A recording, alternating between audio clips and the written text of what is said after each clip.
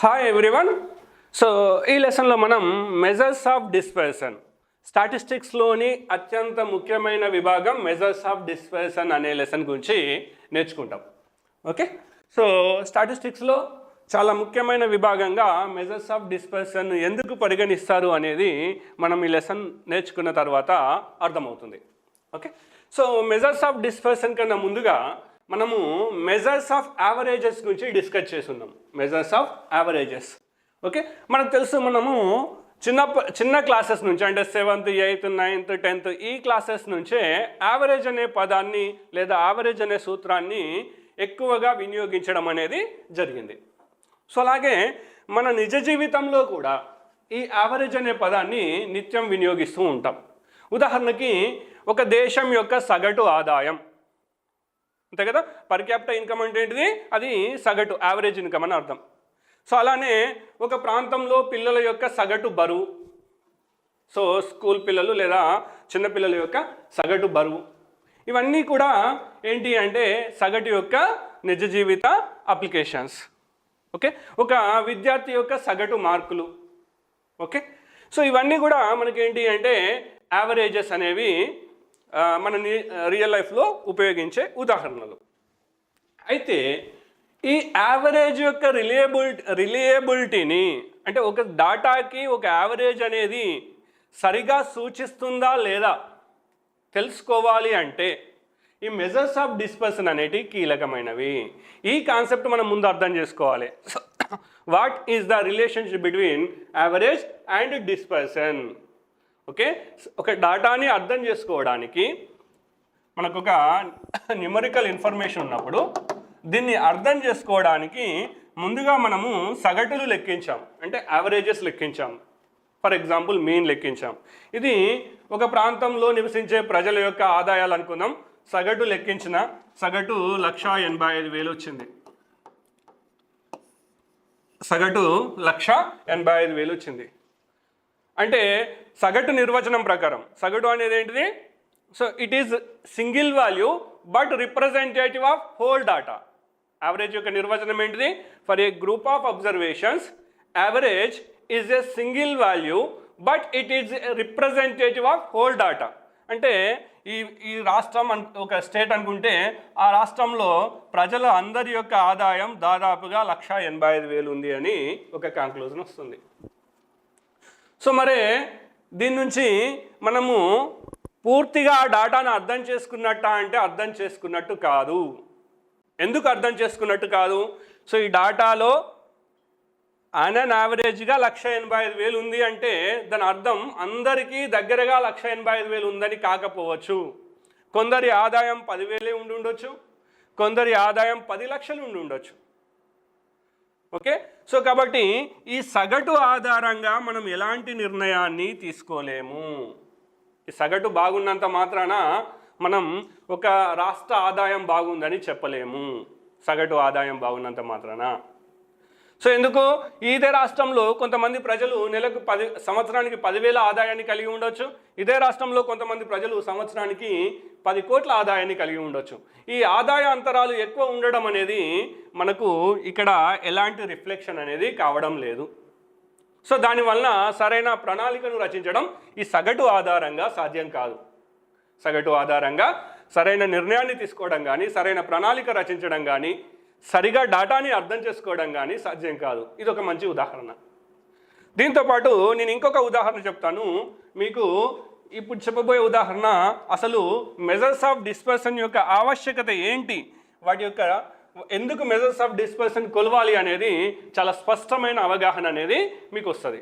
ఉదాహరణకి ఒక మందుల తయారీ, మెడిసిన్ తయారీ పరిశ్రమ ఉంది అనుకుందాం. సో ఫస్ట్ థింగ్ ఏంటి అంటే, సరే ఎగ్జామ్లో ఇది రాకపోవచ్చు డిస్పర్సన్ యొక్క అవసరం ఏంటి అనేది.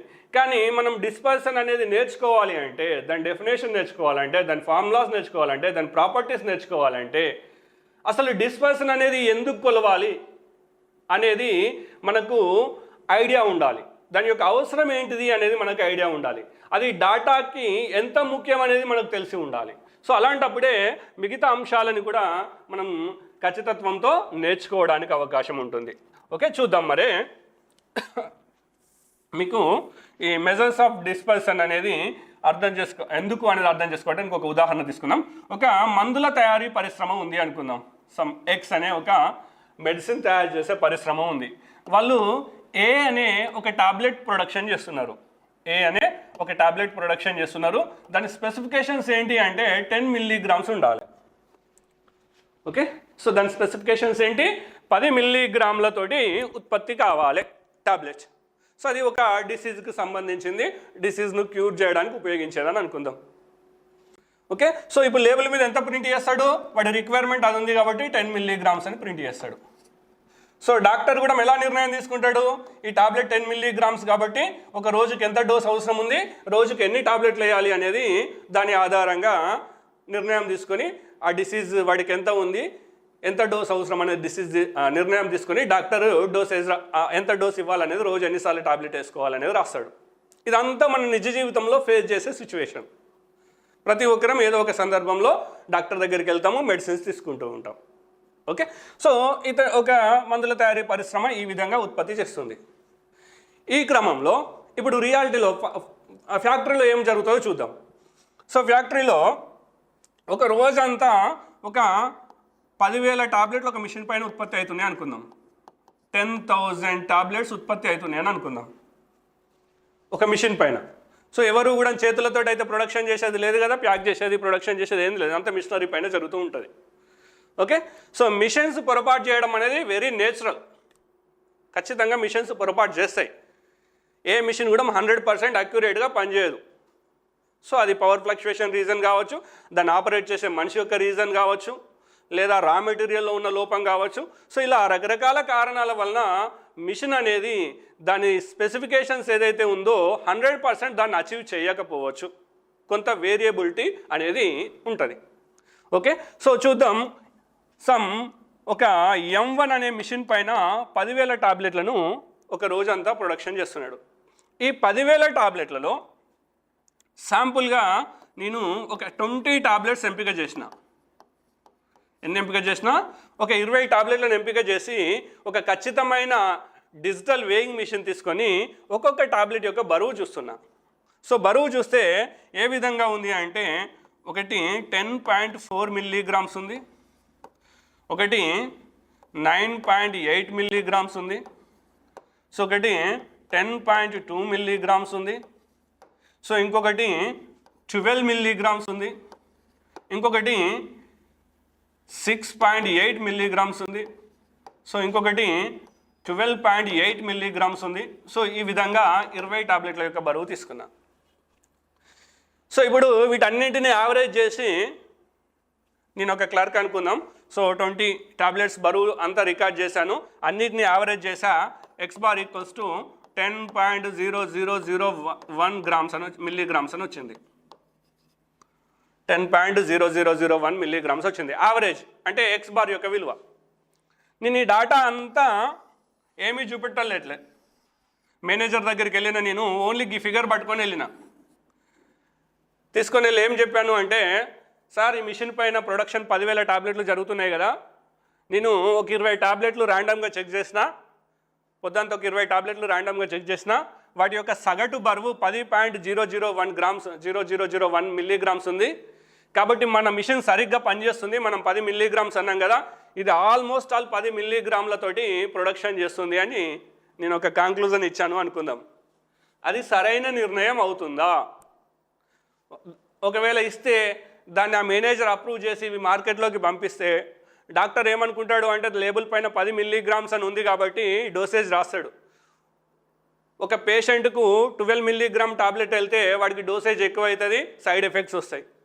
ఇంకో పేషెంట్కు 6.8 మిల్లీగ్రామ్స్ ఉన్న టాబ్లెట్ వెళ్తే వాడికి ఆ టాబ్లెట్ డోస్ సరిపోదు, ఆ డిసీజ్ తగ్గదు. సో అంటే ఈ మెడిసిన్ వలన సరైన రిజల్ట్ రాదు. దానివల్ల ఏమవుతుంది, ఈ సంస్థ యొక్క గుడ్విల్ అనేది దెబ్బతినిపోతుంది. ఎట్ ద సేమ్ టైం ఆ పేషెంట్స్ యొక్క ఆరోగ్యం కూడా దెబ్బతినిపోతుంది. ఓకే, సో ఆ డాక్టర్ యొక్క గుడ్విల్ కూడా దెబ్బతినిపోతుంది. సో అంటే ఇన్ని రకాలుగా నష్టం జరుగుతుంది. ఎందుకు? ఇక్కడ జరిగిన పొరపాటల్లో ఏంటిది, ఓన్లీ సగటు పైన నిర్ణయం తీసుకున్నాం మనం. దేనిపైన నిర్ణయం తీసుకున్నాం? సగటు కరెక్టే ఉంది, ఎందుకంటే ఒకటి తక్కువ ఉంది ఒకటి ఎక్కువ ఉంది కాబట్టి యావరేజ్ చేసరికి అందులో కలిసిపోయింది, సగటు సరైన విలువ వచ్చింది. కానీ ఈ డాటాలో ఉన్న వ్యత్యాసాలను కొలవకపోవడం వలన, డాటాలో ఉన్న వేరియబిలిటీని నువ్వు పరిగణలోకి తీసుకోకపోవడం వలన నువ్వు తప్పుడు నిర్ణయాన్ని తీసుకోవడం అనేది జరిగింది. సో కాబట్టి ఒక డాటాలో సరైన నిర్ణయాన్ని తీసుకోవాలి అంటే ఆ డాటాలో ఉన్న వేరియబిలిటీని స్టడీ చేయాలి. ఇక్కడ చూడండి, ఒక టాబ్లెట్ 6.8 మిల్లీగ్రామ్స్ ఉంటే ఒక టాబ్లెట్ వచ్చేసి 12 మిల్లీగ్రామ్స్ ఉంది, అంటే ఆల్మోస్ట్ 5 మిల్లీగ్రామ్స్ వేరియేషన్ ఉంది. 10 మిల్లీగ్రామ్స్ ప్రొడక్షన్ ఉండే టాబ్లెట్లో 5 మిల్లీగ్రామ్స్ వేరియేషన్ అంటే 50% వేరియేషన్ కనిపిస్తుంది. So it is not acceptable, అది యాక్సెప్టబుల్ కాదు. ఓకే, ఎంత వేరియేషన్ వరకు యాక్సెప్టబుల్, ఎంతవరకు నాట్ యాక్సెప్టబుల్ అనడానికి కూడా మీ మెజర్స్ ఆఫ్ డిస్పర్షన్లో మనకు రకరకాల సూత్రాలు ఉంటాయి. ఓకే, ఇక్కడ ఒక జనరల్గా అబ్జర్వ్ చేసినప్పుడు సగం 50% వేరియబిలిటీ వస్తుందంటే చాలా ఎక్కువ వేరియబిలిటీ ఉంది. సో కాబట్టి ఒకవేళ ఈ మెజర్మెంట్ కనుక పరిగణలోకి తీసుకుంటే ఆ మేనేజరే దీన్ని మార్కెట్లోకి రిలీజ్ చేయడు, లేదు మిషన్ సరిగ్గా పనిచేస్తలేడు, ఒకటేమో ఎక్కువ ఉత్పత్తి చేస్తుంది, ఒకటేమో తక్కువ ఉత్పత్తి చేస్తుంది, తక్కువ బరువుతో ఉత్పత్తి చేస్తుంది, కాబట్టి ఈ మిషన్లో ఏదో లోపం ఉంది, ఈ మిషన్ను సరి చేయాలని చెప్పేసి ఫస్ట్ ఆ మిషన్ని సరి చేసి మళ్ళీ ప్రొడక్షన్ను ప్రారంభిస్తాడు.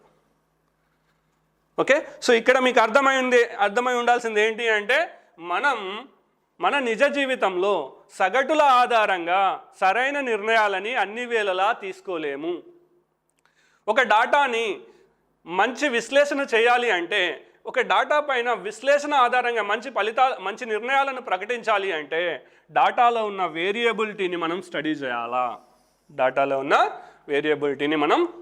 చేయాలి. సో ఇంకొక సింపుల్ ఎగ్జాంపుల్ చెప్తాను. So another very simple example, A B అనే ఒక ఇద్దరు విద్యార్థులు ఉన్నారనుకుందాం. ఏకి ఒక పరీక్షలో 30 మార్కులు, 60 మార్కులు, 90 మార్కులు వచ్చినాయి. బీకి సేమ్ అదే ఎగ్జామ్లో 50 మార్కులు, 60 మార్కులు, 70 మార్కులు వచ్చినాయి. ఇక్కడ ఏ యొక్క సగటు 60 మార్కులు, బి యొక్క సగటు కూడా 60 మార్కులే. సో సగటు ప్రకారం ఇద్దరు సమానమైన నైపుణ్యాన్ని కలిగిన విద్యార్థులు. ఎందుకు? ఏ అనేటోడు యావరేజ్ మార్కులు 60, బి అనేటోడు యావరేజ్ మార్కులు 60. ఇద్దరు కూడా సమానమైన స్కిల్స్ కలిగిన, లేదా ఇద్దరు కూడా ఆ ఎగ్జామ్స్లో ఈక్వల్ పర్ఫార్మెన్స్ చేశారని చెప్తాం as per average. But the reality is different. అసలు ఏ అనేటోడు ఒక సబ్జెక్ట్లో ఫెయిల్ అయిపోయాడు, బి అనే అతను అన్ని సబ్జెక్టులో దాదాపుగా కన్సిస్టెన్సీ పర్ఫార్మెన్స్ చేశాడు. So as per the reality B is better than A, but as per averages both are equal. Okay, so మీరు చాలామంది క్రికెట్ చూస్తూ ఉంటారు, చాలామంది క్రికెట్ చూస్తూ ఉంటాం. సో ఒక బ్యాట్స్మెన్ యావరేజ్ ఇంకొక బ్యాట్స్మెన్ యావరేజ్ తోటి పోల్చవచ్చు, అంటే పోలికలు చేసి మనం సరైన నిర్ణయాన్ని తీసుకోలేం. ఉదాహరణకి సో సెహ్వాగ్ ద్రావిడ్ ఇద్దరు యావరేజెస్ తీసుకుంటే ఆల్మోస్ట్ దగ్గరగా ఉండొచ్చు. బట్ ఎవరు కన్సిస్టెంట్ ప్లేయర్ అంటే మాత్రం, ఎవరిపైన మీకు నమ్మకం ఎక్కువ ఉంటుంది అంటే మాత్రం ద్రావిడ్ అని చెప్తారు. సో అంటే ఒక బ్యాట్స్మెన్ ఏమో ఆడితే 200 కొట్టేస్తాడు, లేదా 0 మీద అవుట్ అవుతాడు. అంటే ఖచ్చితంగా అతను ఎంత స్కోర్ చేస్తాడు, ఒక నిలకడగా ఆడుతాడా లేదా అని చెప్పలేం. ఇంకొక బ్యాట్స్మెన్ విషయంలో చెప్పగలం, అంచనా వేయగలం. సో కాబట్టి మనం ఏదైనా ఒక విషయంలో అంచనా వేయాలి అన్నా, ఏదైనా ఒక విషయంలో ఒక మంచి నిర్ణయం తీసుకోవాలి అన్నా, కేవలం సగటులు అనేవి సరైన నిర్ణయాన్ని ఇవ్వవు. కాబట్టి సగటులతో పాటుగా మనం ఏం లెక్కించాల్సి ఉంటుంది అంటే మెజర్స్ ఆఫ్ డిస్పర్షన్. అంటే ఒక డాటాలో ఉండే వేరియబిలిటీ డిస్పర్షన్ కొలవవలసి ఉంటుంది. ఇప్పుడు ఈ రెండింటిని బేరీజు వేసుకొని, అంటే సగటు మరియు డిస్పర్షన్ రెండింటిని బేరీజు వేసుకొని మనం ఆ డాటా పైన ఒక మంచి నిర్ణయాన్ని ప్రకటించడం అనేది జరుగుతుంది. Okay, so this is the requirement of measures of dispersion. So ఇప్పుడు నేను అనుకుంటున్నా మీకు ఈ మెజర్స్ ఆఫ్ డిస్పర్షన్ అనేది ఎందుకు అనేది మంచి క్లారిటీ వచ్చిందని అనుకుంటున్నాను ఈ ఉదాహరణల ద్వారా. సో ఇప్పుడు మనం ఈ మెజర్స్ ఆఫ్ డిస్పర్షన్లో ఏం చదువుతాం అనేది చూద్దాం.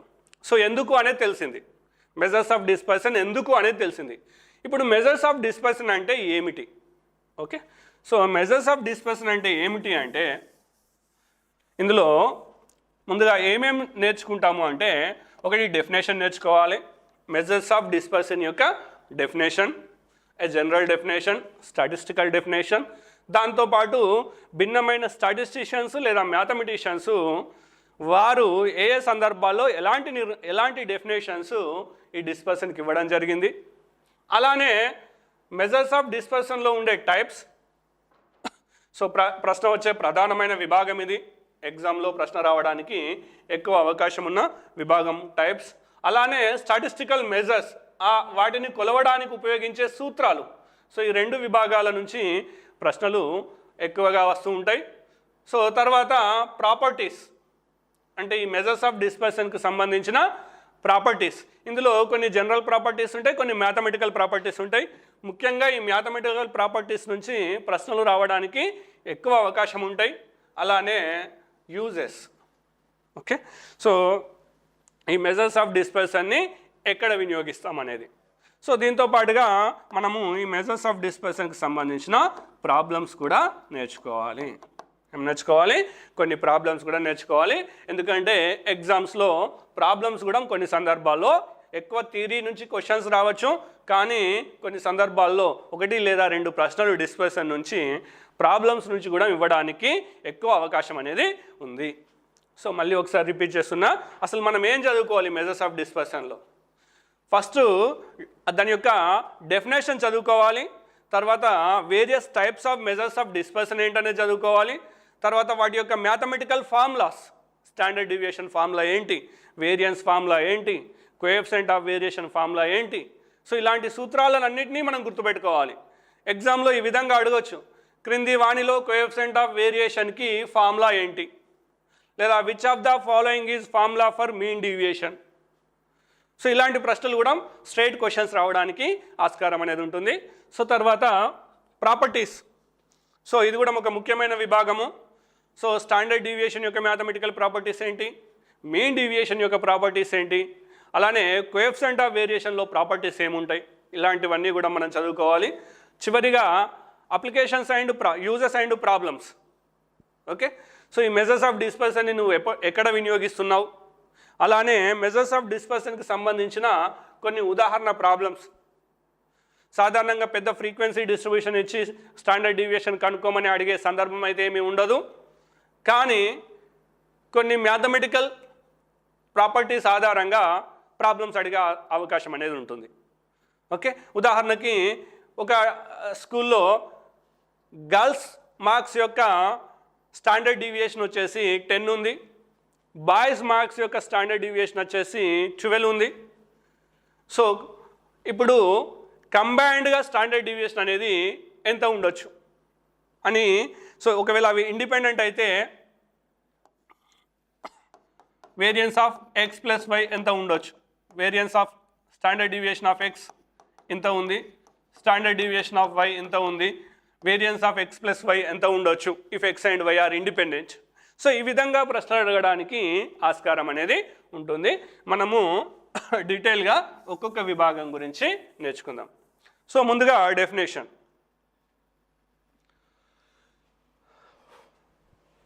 ఓకే, సో డెఫినేషన్ ఏంటి అంటే డిస్పర్షన్ అనేది, సో ఇదంతా సమ్ న్యూమరికల్ ఇన్ఫర్మేషన్ అనుకుందాం, x1 x2 x3 so on xn.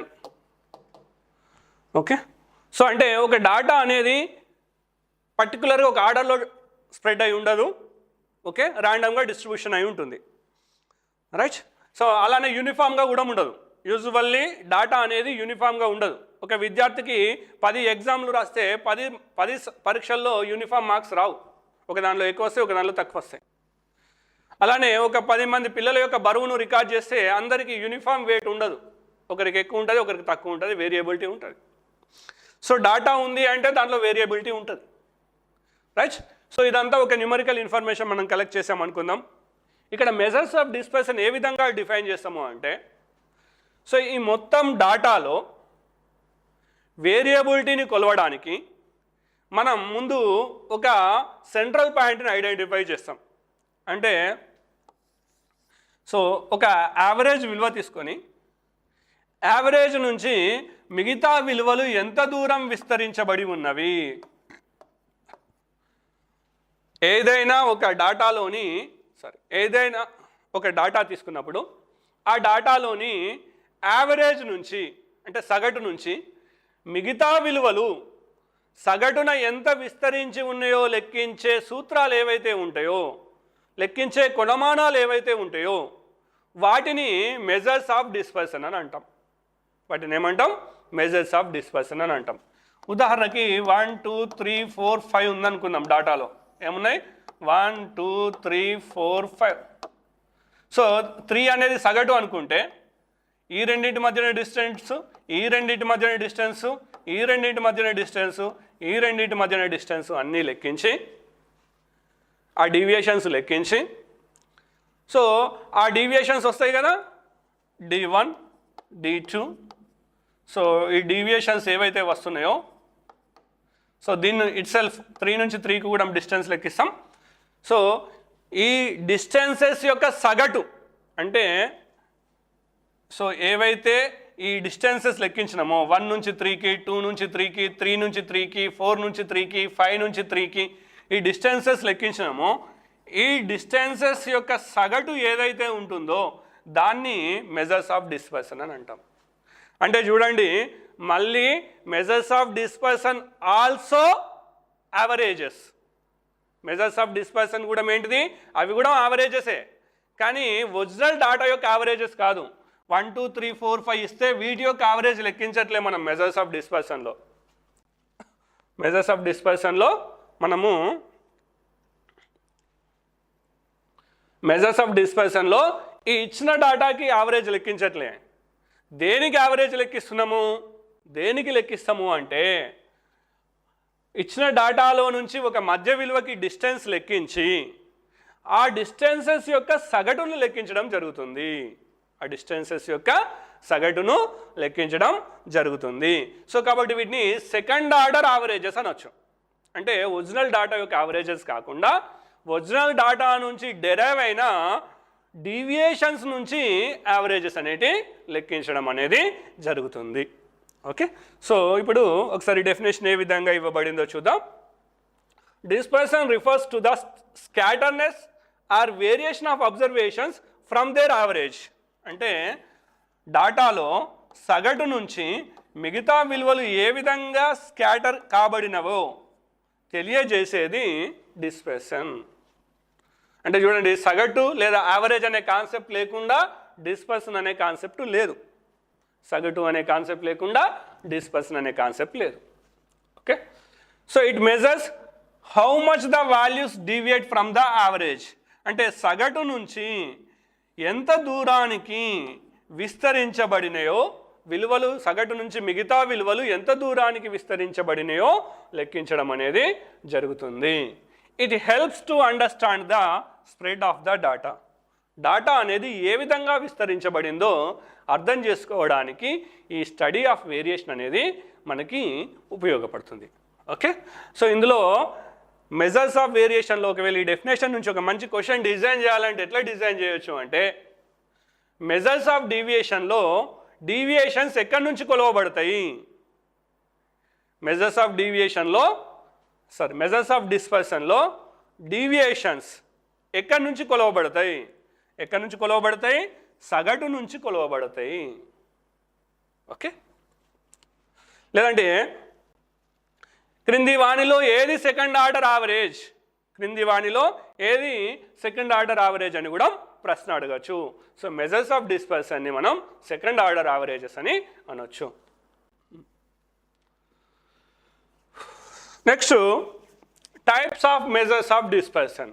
Okay, so types of measures of dispersion. ఈ మెజర్స్ ఆఫ్ డిస్పర్షన్ని ప్రధానంగా మనము రెండు రకాలుగా వర్గీకరించడం జరిగింది. సో ఈ రెండు రకాలుగా వర్గీకరించడం ఎందుకు జరిగింది అనేది తెలుసుకోవాలి అంటే, అసలు ఈ మెజర్స్ ఆఫ్ డిస్పర్షన్ ప్రధానంగా ఎందుకు ఉపయోగపడుతుంది అనేది చూద్దాం. ఒకటి ఏంటి అంటే, to understand the reliability of the average, to understand reliability of the average. అంటే మీకు చెప్పిన కదా స్టార్టింగ్లో సగటును సరిగా అర్థం చేసుకోవాలి అంటే డిస్పర్సన్ లెక్కించాలి. ఒకవేళ డిస్పర్సన్ తక్కువ ఉంది అంటే సగటు మంచిది. ఇక్కడ చూడండి, మీకు ఒక ఉదాహరణ చెప్పిన కదా, ఏ అనే విద్యార్థికి 30 మార్కులు, 60 మార్కులు, 90 మార్కులు. బి అనే విద్యార్థికి 50 మార్కులు, 60 మార్కులు, 70 మార్కులు. ఇక్కడ యావరేజ్ ఈక్వల్స్ టు 60. ఇక్కడ కూడా మా average equals to 60. For example డిస్పర్సన్లోని మెజర్ అయినటువంటి రేంజ్ కనుక తీసుకుంటే ఇక్కడ highest minus lowest, range of A equal to 60, range of B equal to 20, 70 minus 50. ఇది మెజర్స్ ఆఫ్ డిస్పర్సన్. ఇవి measures of average. Okay, so ఇప్పుడు ఈ రెండింటిని పోల్చినాక నేనేం నిర్ణయం తీసుకుంటా అంటే, మొదటి సందర్భంలో యావరేజ్ 60, కానీ రేంజ్ అంటే మెజర్స్ ఆఫ్ డిస్పర్సన్ ఎక్కువ ఉంది. సో కాబట్టి ఈ యావరేజ్ యొక్క రిలయబిలిటీ తక్కువ, ఈ యావరేజ్ యొక్క వాస్తవికత తక్కువ, ఇది వాస్తవాన్ని రిఫ్లెక్ట్ చేయడం లేదు. నిజమే కదా. సో ఎందుకు అంటే సగటు 60 ఉంది కరెక్టే, కానీ వీడు అసలు ఒక సబ్జెక్ట్లోనే ఫెయిల్ అయిపోయాడు. సో కాబట్టి ఈ యావరేజ్ ఈ డాటాని సూచించడానికి పనిచేయదని చెప్పేస్తాం. సో ఎందుకు పనిచేయదు? ఇక్కడ రేంజ్ ఎక్కువగా ఉంది కాబట్టి, లేదా మెజర్స్ ఆఫ్ డిస్పర్సన్ ఎక్కువగా ఉంది కాబట్టి. మెజర్స్ ఆఫ్ డిస్పర్సన్ ఏదైనా డాటాకి ఎక్కువగా ఉంది అంటే యావరేజ్ వాస్తవాన్ని సూచించడం లేదు అని అర్థం. మెజర్స్ ఆఫ్ డిస్పర్సన్ తక్కువ ఉన్నది అంటే, ఫర్ ఎగ్జాంపుల్ ఇక్కడ తక్కువ ఉంది, ఈ డాటాకి రిలయబిలిటీ ఎక్కువ, ఈ డాటా యొక్క యావరేజ్కి రిలయబిలిటీ ఎక్కువ. ఓకే, సో కాబట్టి మెజర్స్ ఆఫ్ డిస్పర్సన్ మనం ఎందుకు ఉపయోగిస్తాము అనే దానికి, ఒకటి to understand reliability of average. అంటే ఒక డాటాకి సగటు లెక్కించిన తర్వాత ఆ సగటు డాటా యొక్క వాస్తవికతను సూచిస్తుందా లేదా తెలవాలి అంటే ఆ సగటుకి అనుబంధంగా మనం డిస్పర్సన్ లెక్కిస్తాం. డిస్పర్సన్ తక్కువగా ఉంటే ఆ యావరేజ్ వాస్తవికతను ప్రతిబింబిస్తుంది. డిస్పర్సన్ ఎక్కువగా ఉంటే ఆ యావరేజ్ అనేది వాస్తవాన్ని ప్రజెంట్ చేయడం లేదు, కాబట్టి యావరేజ్ మనం లెక్కలోకి తీసుకోకూడదు. అంటే ఒక యావరేజ్ పనిచేస్తుందా లేదా తెలవాలి అంటే మనం ఏం లెక్కించాలి? ఒక యావరేజ్ లెక్కించిన తర్వాత ఈ యావరేజ్ పనికి వస్తుందా లేదా తెలవాలి అంటే ఏం లెక్కించాలి? డిస్పర్సన్ లెక్కించాలి. యావరేజ్ లెక్కించి పక్కకెట్టిన తర్వాత డిస్పర్సన్ లెక్కించాలి. లెక్కించి డిస్పర్సన్ను చూడాలి. డిస్పర్సన్ తక్కువ ఉంది, ఓకే, ఈ యావరేజ్ మనకు పనికి వస్తుంది. డిస్పర్సన్ ఎక్కువ ఉంది, ఈ యావరేజ్ మనకు పనికిరాదు. ఓకే, సో ఇది ఫస్ట్ పాయింట్. అంటే యావరేజ్ యొక్క రిలయబిలిటీని మనం డిస్పర్సన్ ద్వారానే తెలుసుకుంటాం. ఎగ్జామ్లో ఇలా అడగచ్చు, ఒక యావరేజ్ యొక్క రిలయబిలిటీని మీరు ఏ సూత్రం ద్వారా తెలుసుకుంటారు? మెజర్స్ ఆఫ్ యావరేజెస్ అనే, మెజర్స్ ఆఫ్ డిస్పర్సన్ అనే, మెజర్స్ ఆఫ్ స్క్యూనెస్ అని, మెజర్స్ ఆఫ్ కార్టోసిస్ అని, ఇలా 4 రకాల ఆప్షన్స్ ఇవ్వచ్చు. ఒక యావరేజ్ యొక్క రిలయబిలిటీని మీరు ఎట్లా తెలుసుకుంటారో డిస్పర్సన్ ఆధారంగా తెలుసుకోవడం అనేది జరుగుతుంది. ఒకటి, ఇదొక అంశం. రెండవ అంశము, రెండవ ముఖ్యమైన అంశం, to compare variability in 2 or more series. To compare variability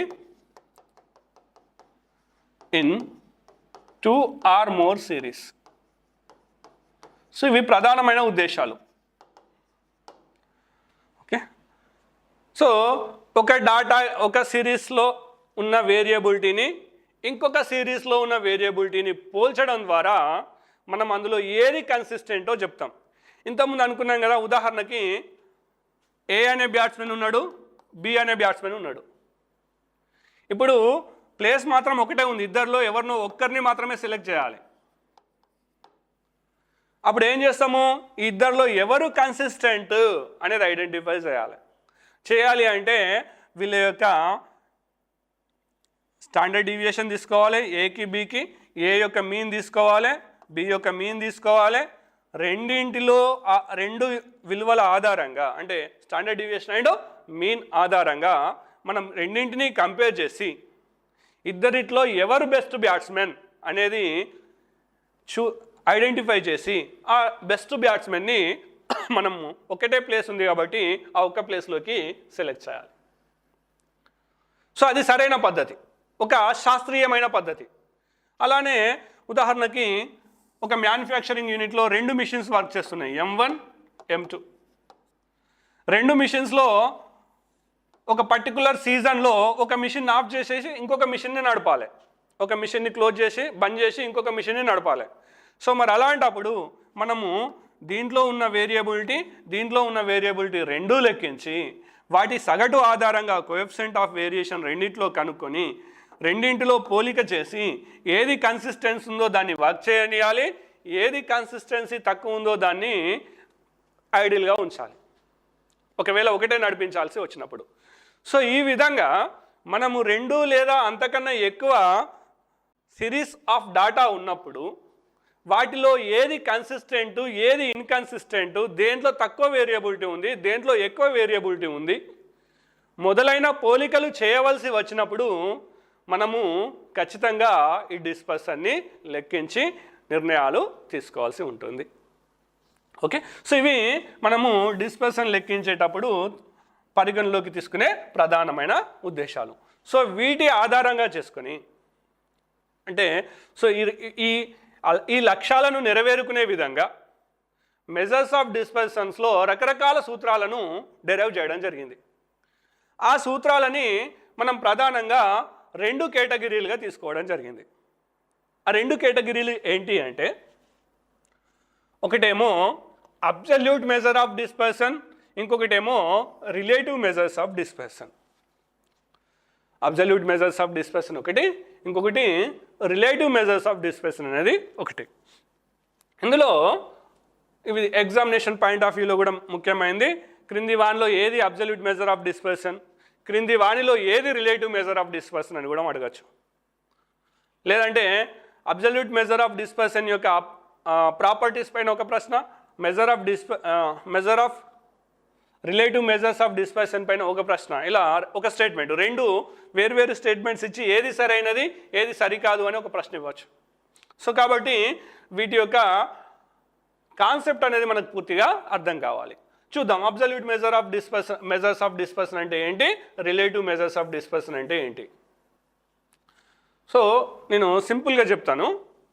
absolute measure of డిస్పర్సన్ అంటే, ఉదాహరణకి నేను ఒక విద్యార్థికి పరీక్ష పెట్టిన, ఎంతకు పెట్టినా 150 మార్కులకు పెట్టిన. 150 మార్కులకు పెడితే వాడికి 75 మార్కులు వచ్చినాయి. ఎన్ని మార్కులు వచ్చినాయి? 75 మార్కులు వచ్చినాయి. ఓకే, సో ఈ 75 మార్కులను పూర్తిగా అంటే తేలికగా అర్థం చేసుకోవడానికి నేను దాన్ని శాతంలోకి మార్చితే 50% వచ్చినాయి అని తెలిసింది. ఓకే, సో ఇందులో మొదటిదేమో అబ్సల్యూట్ మెజర్, అంటే వాస్తవ డాటాలో కొలవబడిన సంఖ్య. రెండవది ఏంటి అంటే రిలేటివ్ మెజర్ అంటే ఏంటి అంటే ఈ వాస్తవంగా వచ్చిన విలువ, ఒరిజినల్గా వచ్చిన విలువను టోటల్ విలువతోటి రిలేషన్ కలిపి ఒక సాపేక్ష విలువను కనుక్కోవడం. 75/150 × 100.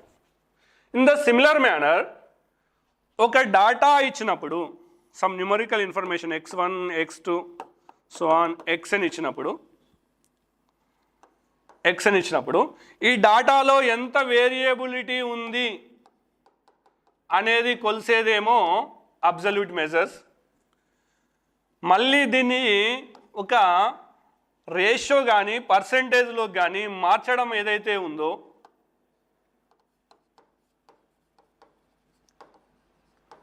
అది relative measures. Okay, so absolute measures అంటే ఏంటి అంటే ఆ డాటాలో ఉన్న వేరియబిలిటీని ఎంత ఉంటే అంత కొలవడం.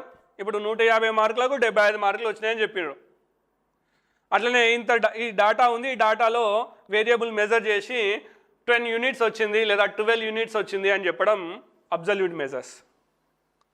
సో అలా కాకుండా అయితే అబ్జల్యూట్ మెజర్స్ కన్నా రిలేటివ్ మెజర్స్ ద్వారా మనం తేలికగా నిర్ణయాలు ప్రకటించగలుగుతాం. ఉదాహరణకు ఒక విద్యార్థి పరీక్ష రాసిండు, 75 మార్కులు వచ్చినాయని చెప్పిన. నేను మీకు ఒక విద్యార్థి పరీక్ష రాశాడు, 75 మార్కులు వచ్చినాయని చెప్పిన. మీరు ఎట్లా అర్థం చేసుకుంటారు? ఎలా అర్థం చేసుకోలేరు దాన్ని. ఎందుకు అంటే నేను ఈ సంఖ్య చెప్పలే, మీకు ఎన్ని మార్కులకు రాసిండు అని చెప్పలే, ఒకటే నెంబర్ చెప్పిన. ఒక విద్యార్థికి 75 మార్కులు వచ్చినాయి పరీక్షలో అని చెప్పిన. మీరు ఒక సంపూర్ణమైన అర్థాన్ని మీరు చేసుకోగలరా ఆ 75 మార్కులు అనే పదం ద్వారా? చేసుకోలేరు. ఒకవేళ వాడు 1000 మార్కులకు పరీక్ష రాసి ఉంటే 75 మార్కులు అంటే చాలా పూర్ పర్ఫార్మెన్స్. ఒకవేళ వాడు 150 మార్కులకు రాసి ఉంటే ఓ మాదిరి పర్ఫార్మెన్స్. 100 మార్కులకు పరీక్ష రాసి ఉంటే పర్లేదు, బాగా రాశాడు. ఒకవేళ ఆ పరీక్షనే 75 మార్కులది అయితే ఎక్సలెంట్, బాగా చాలా బాగా రాశాడు. సో కాబట్టి ఆ ఒరిజినల్ యూనిట్స్ తెలియకుండా, ఒరిజినల్ డాటా తెలియకుండా, అడిషనల్ ఇన్ఫర్మేషన్ తెలియకుండా మనం ఈ 75 మార్కులు వచ్చినాయి అనే దానిపైన మనం ఎలాంటి నిర్ణయం తీసుకోలేము. అదే నేను ఇంకో రకంగా ఒక నెంబర్ చెప్పిన. ఒక విద్యార్థికి 80% మార్కులు వచ్చినాయి, ఇక్కడ కూడా ఒకటే నెంబర్ చెప్పిన, 80 అనేది. 80% మార్కులు వచ్చినాయి అని అన్న. స్ట్రైట్ ఫార్వర్డ్ మీకు అర్థమైపోయింది. ఇక అందులో రెండో సందేహం ఏం లేదు, 80% అంటే చాలా బాగా రాశాడని అర్థమైపోయింది. చూసారా? ఒక విద్యార్థికి 75 మార్కులు వచ్చినాయి అని చెప్తేనేమో మీకేం అర్థం కాలే. వాడు 100 మార్కులకు రాసిండో తెలియదు, 1000 మార్కులకు రాసిండో తెలియదు, 75 మార్కులకు రాసిండో తెలియదు. కాబట్టి వాడి పర్ఫార్మెన్స్ ఏంటిది అనేది మీకు ఏమీ అర్థం కాదు. అదే నేను అట్లా చెప్పకుండా 75% మార్కులు వచ్చినాయి అని చెప్పినా అనుకుందాం, మీకు బాగా అర్థమవుద్ది వాడి పర్ఫార్మెన్స్ ఏంటి అనేది. ఇన్ ద సిమిలర్ మేనర్ ఒక డాటాలో వేరియబిలిటీ లెక్కించినప్పుడు so original data, original units ఉంటే ఈ అబ్జల్యూట్ మెజర్స్ లెక్కిస్తాము. ఈ అబ్జల్యూట్ మెజర్స్ అనేటివి ఒక అర్థవంతంగా ఉంటాయి ఎప్పుడు ఈ ఒరిజినల్ డాటా, ఒరిజినల్ యూనిట్స్ను నువ్వు అబ్జర్వ్ చేస్తే. కానీ రిలేటివ్ మెజర్స్కి అలా అవసరం లేదు. ఆ ఒరిజినల్ డాటా కానీ ఒరిజినల్ యూనిట్స్ కానీ ఏమీ అవసరం లేదు. సింగిల్ నెంబర్ సరిపోతుంది ఆ డాటా యొక్క వేరియబిలిటీని అర్థం చేసుకోవడానికి. లైక్ 75% ఆఫ్ మార్క్స్ అన్నట్టుగా ఒక డాటాలో ఇంత రిలేటివ్ మెజర్ ఆఫ్ డిస్పర్షన్ ఉంది అని చెప్తే నువ్వు స్ట్రైట్ ఫార్వర్డ్ ఒక నిర్ణయం తీసుకోవచ్చు, అది కన్సిస్టెంటా ఇన్కన్సిస్టెంటా అనేది. అలా కాకుండా నీకు సమ్ యూనిట్ ఆఫ్ వేరియేషన్ ఉంది, ఒక అబ్జల్యూట్ మెజర్ ద్వారా వచ్చిన వేరియేషన్ ఇంత ఉంది అంటే మీరు సరైన నిర్ణయాన్ని తీసుకోలేరు. లైక్ వాడికి 75 మార్కులు వచ్చినాయని చెప్పినట్టు, 75 మార్కులు వచ్చినాయని చెప్పినంత మాత్రాన మనకు అది తక్కువ మార్కులా ఎక్కువ మార్కులా తెలియదు. ఓకే, సో కాబట్టి మనం ఈ 75ను 75%లోకి ఎట్లా అంటే శాతాల్లోకి ఎలా మార్చినామో, ఇక్కడ శాతం ఎంతనైనా రావచ్చు. సో వచ్చిన మార్కులను మనం బాగా అర్థం చేసుకోవడానికి శాతాల్లోకి ఎట్లా ఉన్నాయి మార్చుతున్నామో, ఒక డాటాలో వచ్చిన వేరియబిలిటీని మనం పూర్తిగా అర్థం చేసుకోవడానికి ఏం చేస్తాము అంటే రిలేటివ్ మెజర్స్లోకి మార్చడం అనేది జరుగుతుంది. Okay, so this is the concept of absolute measures and relative measures. So ఇప్పుడు చూద్దాం అబ్జల్యూట్ మెజర్స్ అనేటి ఏంటి అంటే the measures variability in data in original units.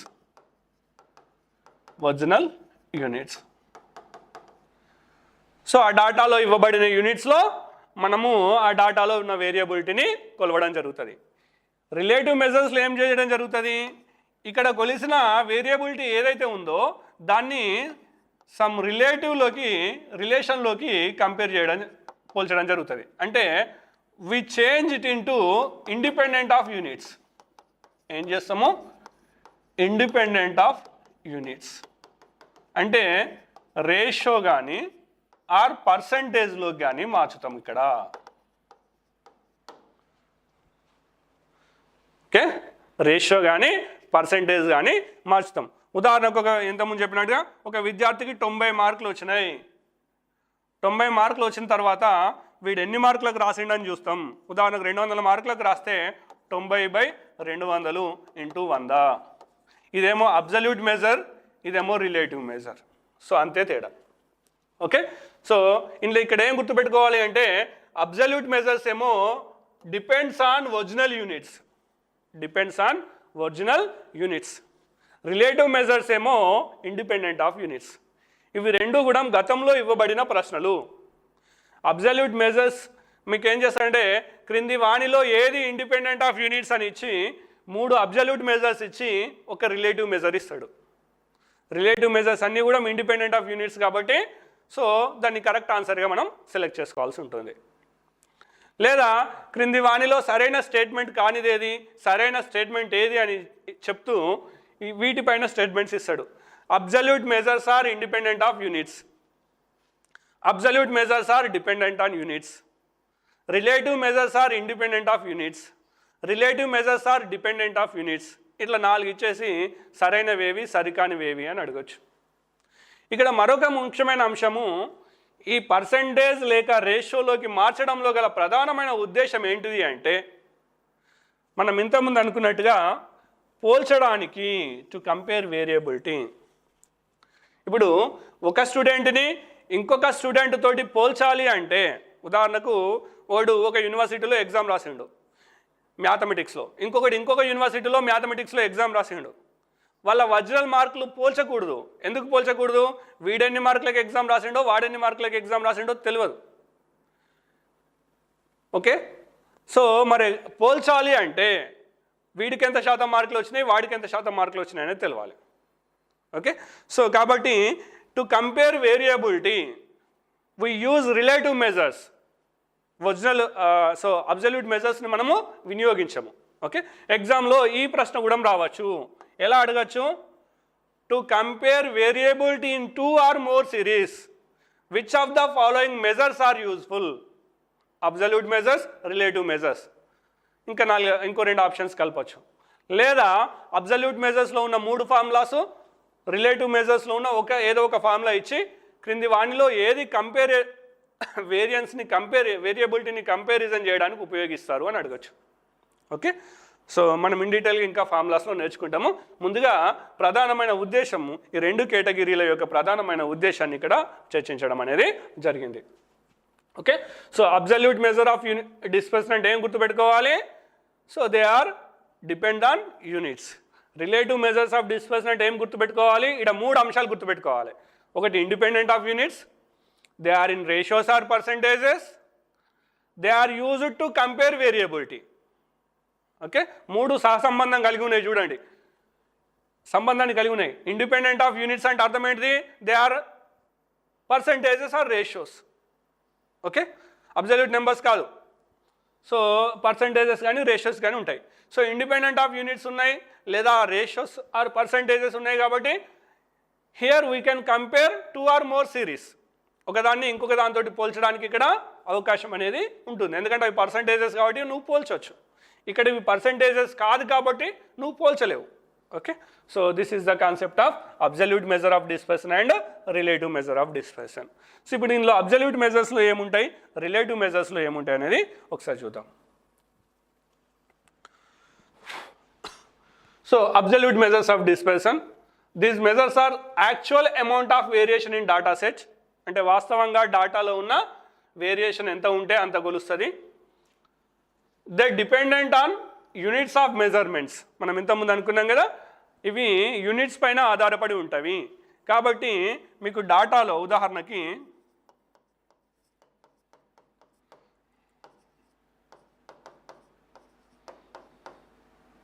(11 kg, 15 kg). So ఇది ఎక్స్, రేంజ్ విలువ ఎంత? Option A 12, option B 12 kg, option C 10, option D 10 kg. ఇంట్లో ఏది కరెక్ట్ అని అడగచ్చు. సో మీరు ఏమనుకుంటారంటే చాలామంది ఒక చిన్న పొరపాటు చేసే ఆస్కారం ఏముంటుంది, ఇక్కడ 15 ఉంది, ఇక్కడ 3 ఉంది, 15 - 3 12 ఈజ్ కరెక్ట్. రేంజ్ అంటే simple formula largest minus smallest. కానీ అబ్జల్యూట్ మెజర్స్ ఎట్లా ఉంటాయట? They are depend on the units of measurement. So కాబట్టి యూనిట్స్ని కూడా నువ్వు పరిగణలోకి తీసుకోవాలి. సో 12 కాదు 12 kg, 12 కాదు 12 kg అనేది కరెక్ట్ ఆన్సర్. ఒకవేళ ఈ విధంగా కనుక ఇస్తే ఇది 12 kg అని తీసుకోవాలి, 12 అని తీసుకోకూడదు. అదే రిలేటివ్ మెజర్ ఆఫ్ డిస్పర్షన్లో మనకు ఆన్సర్లో యూనిట్స్ అనేవి ఉండవు. ఆన్సర్లో ఎక్కడ కూడా యూనిట్స్ ఉండవు, ఎందుకంటే అవి పర్సంటేజెస్ కాబట్టి లేదా రేషియోస్ కాబట్టి వాటికి యూనిట్స్ అనేవి మనకి ఉండవు. సో అబ్సల్యూట్ మెజర్స్ ఆఫ్ డిస్పర్షన్లో ఏమున్నాయి? రేంజ్ ఉన్నాయి, క్వార్టైల్ డీవియేషన్ ఉంది, మెయిన్ డీవియేషన్ ఉంది, స్టాండర్డ్ డీవియేషన్ ఉంది. ఇవి 4 ప్రధానమైన ఫార్ములాలు. స్టాండర్డ్ డీవియేషన్ని ఇంకొక రూపంలో ఏం రాయొచ్చు అంటే వేరియన్స్గా రాయొచ్చు. అలానే స్టాండర్డ్ డీవియేషన్కి తోడుగా అంటే స్టాండర్డ్ డీవియేషన్ లాంటి లక్షణాలను కలిగి ఉన్న ఇంకొక సూత్రం కూడా ఉంటుంది, రూట్ మీన్ స్క్వేర్ డీవియేషన్ అని, మీన్ స్క్వేర్ డీవియేషన్ అని. సో అవన్నీ కూడా స్టాండర్డ్ డీవియేషన్కి సంబంధించిన కులమానాలుగానే మనం భావించాలి, సపరేట్ సూత్రాలు కాదు. ఓకే, ప్రధానంగానైతే 4 సూత్రాలే ఉన్నాయని మనం పరిగణలోకి తీసుకోవాలి. ఆ 4 ఏంటి? ఒకటి రేంజ్, ఇంకొకటి క్వార్టైల్ డీవియేషన్, ఇంకొకటి మీన్ డీవియేషన్, ఇంకొకటి ఏమో స్టాండర్డ్ డీవియేషన్. ఓకే, సో ఇందులో మొదటి రెండింటిని డిస్టెన్స్ మెజర్స్ అనొచ్చు. డిస్టెన్స్ మెజర్స్ అంటే డిస్టెన్స్ ఆధారంగా లేదా పొజిషనల్ మెజర్స్, పొజిషన్ ఆధారంగా వీటిని లెక్కించడం అనేది జరుగుతుంది. చివరి రెండు ఏంటిది అంటే మీన్ డీవియేషన్స్ అనేటి, లేదంటే మీన్ యావరేజ్ ఆధారంగా లెక్కించే డీవియేషన్స్, సగటు ఆధారంగా లెక్కించే డీవియేషన్స్. ఓకే, సో మొదటి రెండేమో పొజిషన్ లేదా డిస్టెన్స్ ఆధారంగా లెక్కించే డీవియేషన్స్. సో ఎగ్జామ్లో ఇలా అడగడానికి అవకాశం ఉంది, క్రింది ఏ మెజర్ ఆఫ్ డిస్పర్షన్ సగటు ఆధారంగా లెక్కించడం జరుగుతుంది? ఏంటేంటి? మీన్ డీవియేషన్ కానీ స్టాండర్డ్ డీవియేషన్ కానీ సగటుల ఆధారంగా లెక్కించడం జరుగుతుంది. క్రింది ఏ మెజర్ ఆఫ్ డిస్పర్షన్, క్రింది ఏ మెజర్ ఆఫ్ డిస్పర్షన్ డిస్టెన్స్ ఆధారంగా లెక్కించడం జరుగుతుంది లేదా పొజిషన్ ఆధారంగా లెక్కించడం జరుగుతుంది. సో ఈ రెండు కూడా డిస్టెన్స్ లేదా పొజిషన్ ఆధారంగా లెక్కించడం అనేది జరుగుతుంది. ఓకే, సో అయితే ఈ 4 కాకుండా ఇంకొక ప్రత్యేకమైన సందర్భం కూడా ఉంది, ఒక ప్రత్యేకమైన కేసు కూడా ఉంది. అదేంటి అంటే graphical method, graphical method to measure dispersion. అంటే గ్రాఫ్ ద్వారా కూడా మనం డిస్పర్షన్ని కొలవడానికి ఒక అవకాశం ఉంది. మనము ఈ గ్రాఫికల్ మెథడ్ అనేది ఎక్కడ డిస్కస్ చేసినాము అంటే మోడ్ అనే క్లాస్లో డిస్కస్ చేసినాం, అలానే మీడియన్ అనే క్లాస్లో డిస్కస్ చేసినాం. 2 ఒగివ్ కర్వ్స్ తీసుకొని వాటి ఇంటర్సెక్షన్ పాయింట్ తీసుకుంటే మీడియన్ వస్తుంది. హిస్టోగ్రామ్ తీసుకుంటే దాని నుంచి ఆ గ్రాఫ్ ద్వారా మోడ్ లెక్కించవచ్చు. ఓకే, సో మరే అదేవిధంగా మెజర్స్ ఆఫ్ డిస్పర్షన్ని గ్రాఫ్ ద్వారా లెక్కించే అవకాశం ఏదైనా ఉందా అంటే కొన్ని సందర్భాల్లో గ్రాఫ్ ద్వారా లెక్కించవచ్చు. ముఖ్యంగా ఇన్కమ్ డిస్ట్రిబ్యూషన్ ఆర్ వెల్త్కి సంబంధించిన డిస్ట్రిబ్యూషన్, సంపదకు సంబంధించినవి, ఆదాయానికి సంబంధించిన వేరియబిలిటీని లెక్కించేటప్పుడు గ్రాఫికల్ మెథడ్ ఉపయోగిస్తారు. దాన్ని లోరెంజ్ కర్వ్ అంటారు. ఇది మీరు ఎకనామిక్స్లో బాగా చదువుకొని ఉంటారు, లోరెంజ్ కర్వ్. ఓకే, సో ఈ లోరెంజ్ కర్వ్ అనేది ఏంటిది? మెజర్స్ ఆఫ్ డిస్పర్షన్ని కొలవడానికి ఉపయోగించే ఒక గ్రాఫికల్ పద్ధతి. లేదా ఇన్కమ్ డిస్ట్రిబ్యూషన్ కానీ వెల్త్ డిస్ట్రిబ్యూషన్కి సంబంధించి వేరియబిలిటీ డిస్పర్షన్ని అధ్యయనం చేయడానికి ఉపయోగించే పద్ధతి ఏది అని కనుక ఎగ్జామ్లో వచ్చినట్టయితే మనం ఏది చూజ్ చేసుకోవాలి? లోరెంజ్ కర్వ్ అనే ఆప్షన్ని చూజ్ చేసుకోవాలి. ఈ ఒక ప్రశ్న స్టాటిస్టిక్స్ పేపరే కాకుండా జనరల్ స్టడీస్ పేపర్లో కూడా ఇది సంబంధాన్ని కలిగి ఉంటుంది. ఓకే, సరే, ఇప్పుడు ఈ 4 సూత్రాల గురించి మనం ఒక్కొక్క దాని గురించి డిస్కస్ చేద్దాం. ఇందులో మొదటిది రేంజ్. సో మనము చాలా చిన్న క్లాసెస్ నుంచి అంటే 6th, 7th, 8th నుంచే మనము ఈ సూత్రాన్ని చూస్తూ ఉన్నాం. రేంజ్ అంటే very simple formula, largest minus smallest, maximum value minus minimum value. Okay, so ఇది మెరిట్స్ కనుక తీసుకున్నట్టయితే సింపుల్ టు క్యాలిక్యులేట్. గతంలో ప్రశ్న ఇవ్వడం జరిగింది, క్రింది వాణిలో విచ్ మెజర్స్ ఆఫ్ డిస్పర్షన్లో అత్యంత తేలికైన మెజర్ ఏది?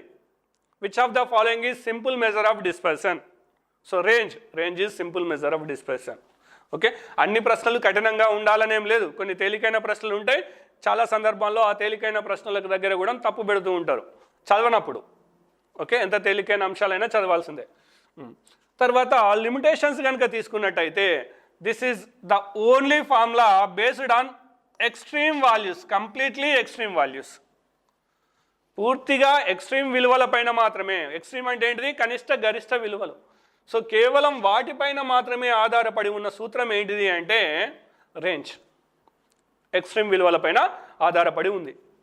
Okay, so affected by outliers. So ఈ అవుట్లయర్ అనే పదం మనకు గతంలో పరీక్షలో రావడం జరిగింది. అవుట్లయర్ అంటే ఏంటి అంటే సాధారణంగా సో డాటా అంతా ఒక రకంగా ఉంటుంది, ఒక్క విలువ చాలా భిన్నంగా ఉంటుంది, ఒకటి లేదా రెండు విలువలు చాలా భిన్నంగా ఉంటాయి. అలాంటి వాటిని మనం ఏమంటాము అంటే అవుట్లయర్స్ అని అంటాం. ఉదాహరణకి ఒక తరగతిలో విద్యార్థుల యొక్క బరువు, ఒక 2వ తరగతి క్లాస్ రూమ్ తీసుకున్న, ఆ క్లాస్ రూమ్లో ఉన్న విద్యార్థుల యొక్క బరువు అంతా రికార్డ్ చేస్తే 14 kg, 14.5 kg, 16 kg, 15.2 kg, 16.1 kg, 16.3 kg, 13.8 kg, ఇలా వచ్చి ఒక స్టూడెంట్ వచ్చేసి 34.8 kg ఉన్నాడు. సో ఇప్పుడు ఈ డాటాలో దిస్ ఈజ్ ద అవుట్లయర్. అదేంటి? దాన్ని ఏమంటాం? అవుట్లయర్ అని అంటాం. ఇక్కడ అవుట్లయర్స్ అనే పదానికి డాటాలో ఉన్న కనిష్ట గరిష్ట విలువలను అర్థం చేసుకోకండి. ఉదాహరణకి ఒక డాటా ఈ విధంగా ఉందనుకుందాం, 3, 4, 5, 6, 7, 4, 5 ఈ విధంగా ఉంది. దీంట్లో అవుట్లయర్స్ ఏమీ లేనట్టే లెక్క. అంటే సో డాటాకి సంబంధం లేకుండా కనిపించే ఒక అబ్నార్మల్ వాల్యూ అనేది దాంట్లో ఏం లేదు, అవుట్లయర్ ఏం లేదు దాంట్లో. కానీ దీంట్లో చూడండి ఒక భిన్నమైన విలువ ఉంది. డాటా అంతా ఒకలాగా ఉంటే దానికి దూరంగా ఇంకొక విలువ ఉంది. సో దీన్ని గ్రాఫ్ పైన తీసుకున్నప్పుడు అన్ని 13, 14, 15 చుట్టూ ఉంటే ఒక్కటి పోయి ఎక్కడో ఉన్నది 34 అని. సో అది అవుట్లయర్. అది అవుట్లయర్ అంటే డాటాలో చాలా భిన్నంగా కల్పించే విలువలు. మనం అనుకుంటాం కదా, సమాజంలో కొంతమంది వ్యక్తులు కనిపిస్తుంటారు మన చుట్టూ ఉన్న వ్యక్తుల్లో, ఇటు బాగా డిఫరెంట్ ఉన్నారా పోయి అందరితో కంపేర్ చేస్తాను అంటాం కదా, అట్లాంటి వాళ్ళు అవుట్లయర్ అన్నమాట. Okay, right. So affected by outliers అంటే ఇలాంటి విలువలు ఏమైనా ఉంటే దానితోటి తీవ్రంగా ప్రభావితం అవుతుంది. మనం మ్యాథమెటికల్గా ఏం చేస్తాము, యాక్చువల్గా దీంట్లో వేరియబిలిటీ తక్కువనే ఉంది, ఏదో ఒక్క విలువ దూరంగా ఉంది. కానీ మనం ఏం చేస్తామంటే రేంజ్ లెక్కించేటప్పుడు గరిష్ట కనిష్ట విలువలు అనే కాన్సెప్ట్ తీసుకుంటున్నాం కాబట్టి ఈ అవుట్లయర్ యొక్క ప్రభావం అనేది రేంజ్ పైన తీవ్రంగా ఉంటుంది. అంటే డాటాలో ఏదైనా అవుట్లయర్ ఉంటే ఇట్లా అడగచ్చు ప్రశ్న, which of the following is very sensitive to outliers in measure of dispersion. క్రింది వాణిలో అవుట్లయర్స్ చేత అత్యంత ప్రభావితం అయ్యే సూత్రం ఏది అని అడగచ్చు. రేంజ్. ఎందుకు అంటే అవుట్లయర్ ఉంటే కేవలం ఆ అవుట్లయర్ అనే అంశం ఎక్కువ పరిగణలోకి తీసుకోవడం జరుగుతుంది కాబట్టి దాని ఆధారంగా మనకు ఆ సూత్రమే తప్పుడు సమాధానాన్ని ఇస్తుంది. ఓకే, సో ఇక్కడ రెండు రకాలుగా క్వశ్చన్ అడగడానికి ఆస్కారం ఉంది. ఒకటి గతంలో అడిగిన ప్రశ్న అవుట్లయర్ అంటే ఏంటి, అలానే క్రింది వాణిలో ఏది ఏ మెజర్ ఆఫ్ డిస్పర్షన్ అవుట్లయర్ చే అధికంగా ప్రభావితం అవుతుంది. ఇలా రెండు ప్రశ్నలు ఏది అడిగినా కానీ మనము దీని ద్వారా సమాధానం చేయగలగాలి. Not suitable for open end classification. Open end క్లాసిఫికేషన్కి రేంజ్ సూటబుల్ కాదు. గతంలో ఈ ఓపెన్ ఎండ్ క్లాసిఫికేషన్ అంటే ఏంటి అనే ప్రశ్న కూడా అడగడం జరిగింది. ఓపెన్ ఎండ్ క్లాసిఫికేషన్ అంటే ఏంటి అంటే మనము సాధారణంగా తరగతులు ఈ విధంగా నిర్వహిస్తాం. ఓకే, విద్యార్థుల మార్కులు అయితే ఇలా నిర్వచిస్తాం, ఇబ్బంది ఏం లేదు.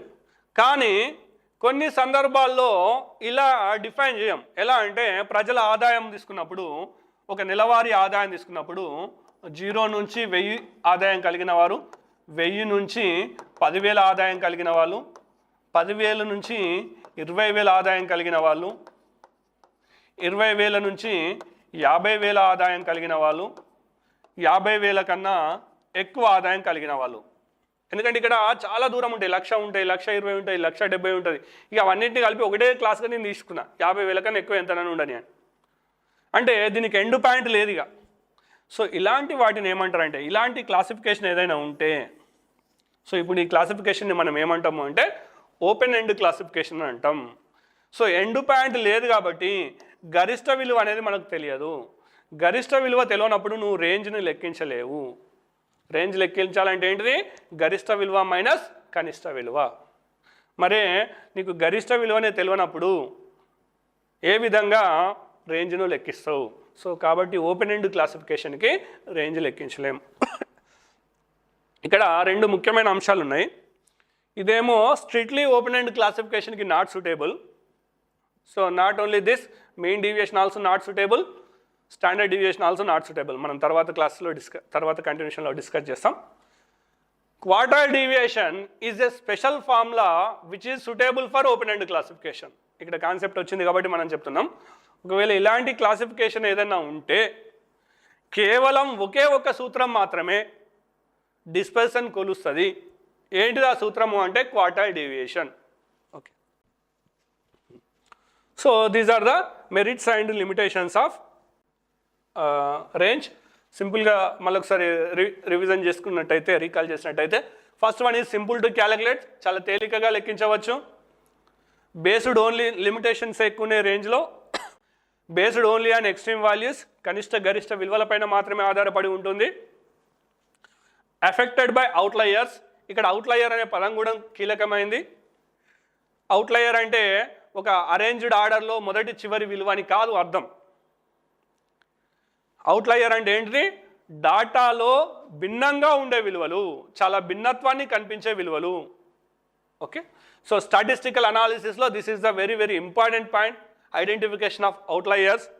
If we do some good, మనం ఒక మంచి అనాలిసిస్ చేయాలి అంటే అవుట్లయర్స్ని తీసి పక్కకెట్టాల్సి ఉంటుంది, అది డాటా అనాలిసిస్లో వస్తుంది. సో కాబట్టి అంటే ఒక ముఖ్యమైన అంశం కాబట్టి అవుట్లయర్ అనే పదం ఇక్కడ తెలిసి ఉండాలి.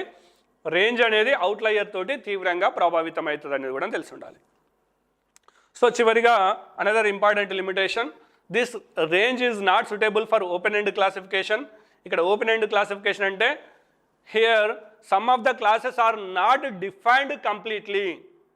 కొన్ని తరగతులు ఏంటి అంటే క్లాస్ ఇంటర్వెల్స్లో పూర్తిగా నిర్వచించబడవు. కన్నా తక్కువ, కన్నా ఎక్కువ అని తెలుగులో, అంటే లెస్ దాన్, గ్రేటర్ దాన్ అని చెప్పి ఇట్లా ఇస్తూ ఉంటాడు. సో అలాంటి క్లాసెస్ని మనం ఏమంటామంటే ఓపెన్ ఎండ్ క్లాసెస్ అంటాం. In such cases range is not suitable. In such case the only formula suitable is quartile deviation. Okay, so now coming to mathematical properties of range. So this is very very important for problems. Okay, ఈ properties నుంచే problems రావడానికి ఎక్కువ అవకాశం అనేది ఉంటుంది. So మనం సింపుల్గా ఒకసారి ఉదాహరణతో ఒకసారి చూద్దాం. 3, 4, 6, 10 ఇది ఎక్స్ యొక్క విలువలు అనుకుందాం. So what is range of X? 10 - 3 = 7. Simple, అంతే కదా? 10 - 3 = 7. నేను ఏం చేస్తున్నా అంటే each observation is added by 2 units. అంటే y = I'm డెరైవింగ్ a new variable y = x + 2. Okay, so ఇక్కడ ఈచ్ అబ్జర్వేషన్ని 2 యాడ్ చేస్తున్నాం కాబట్టి 3 + 2 5, 4 + 2 6, 6 + 2 8, 10 + 2 12. ప్రతి విలువకు 2 యాడ్ చేసిన. సో నా range of y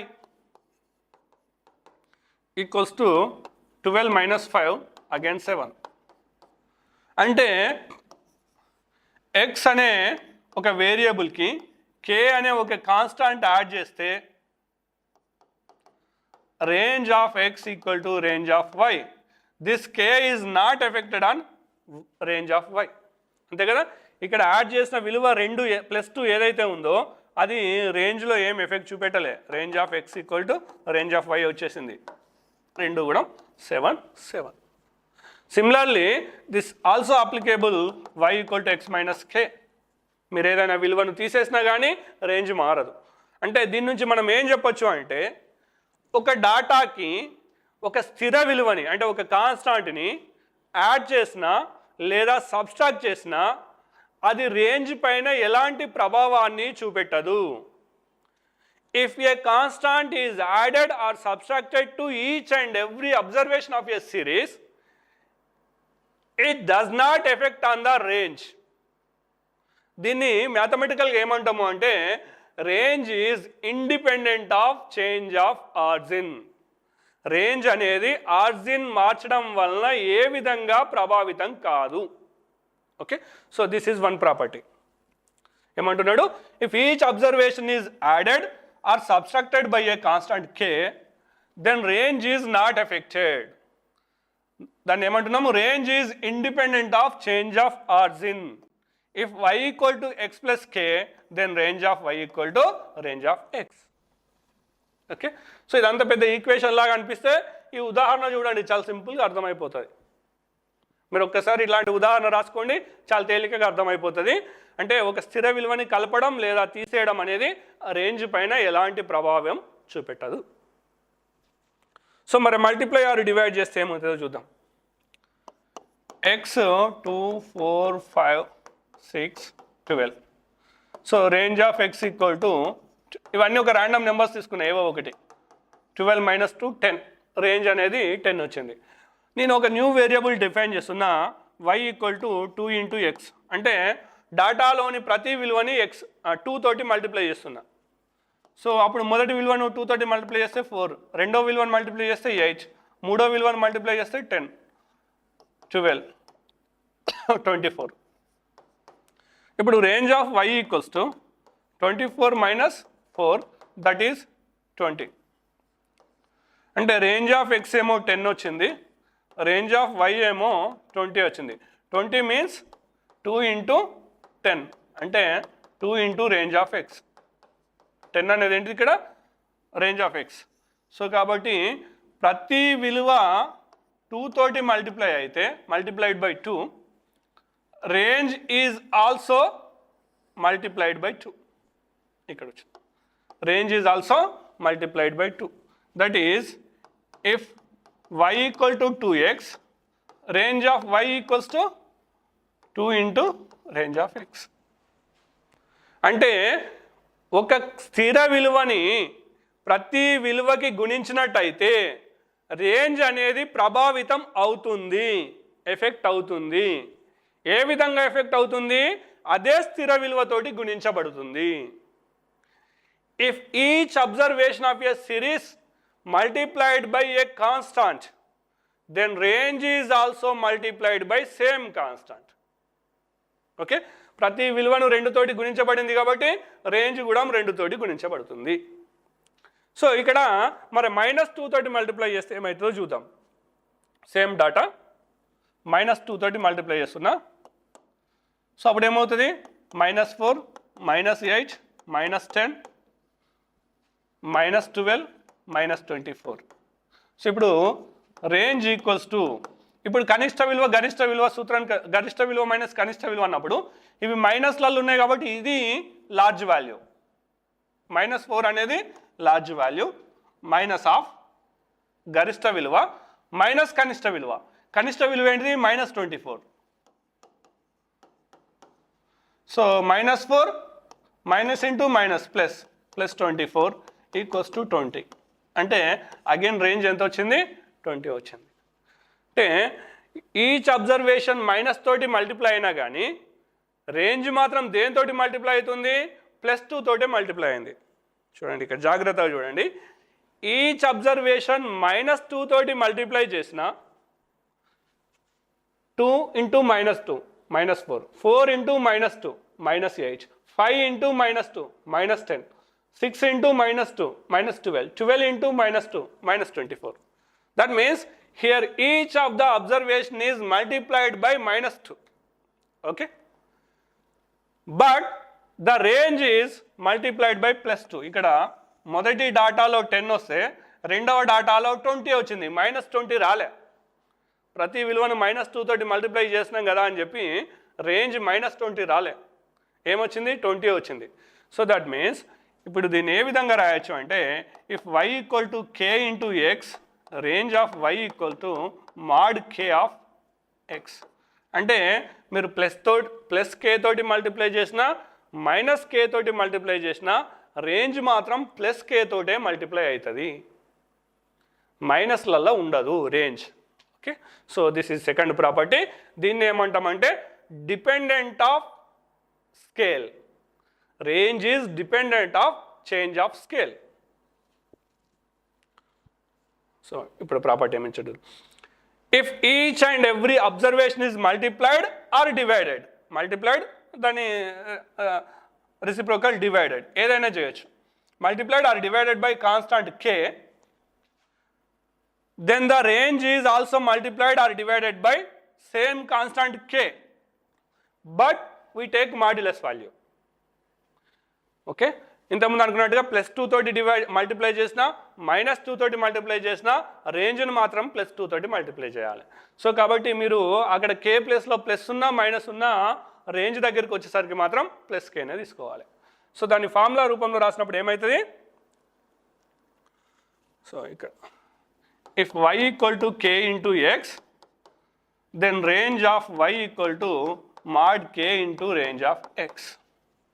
Okay, so range of y equal to mod k into range of x. So ఇప్పుడు మొదటి రెండు ప్రాపర్టీస్ని కలిపి, సో మొదటిది ఏంటిది, y equal to x plus or minus k, which implies range y equal to range x.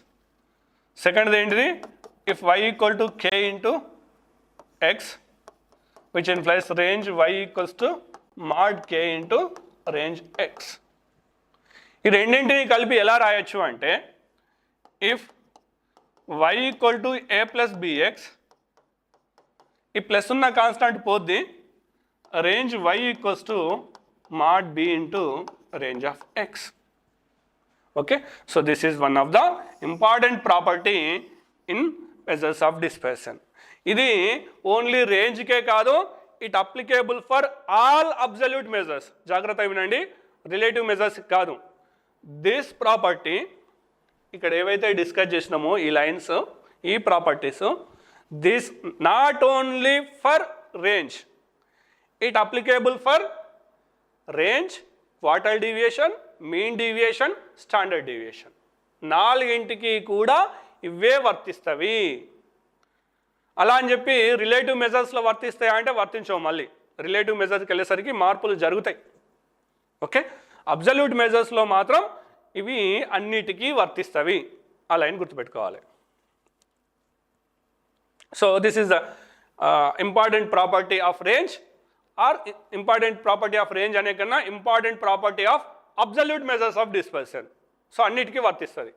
So ఏంటిది, if y equal to a plus bx, that means if two variables have a straight line relationship, y equal to a plus bx, then range of y equal to mod b into range of x. Similarly, range of quartile deviation equal to mod b into range of, quartile deviation of y equal to mod b into quartile deviation of x.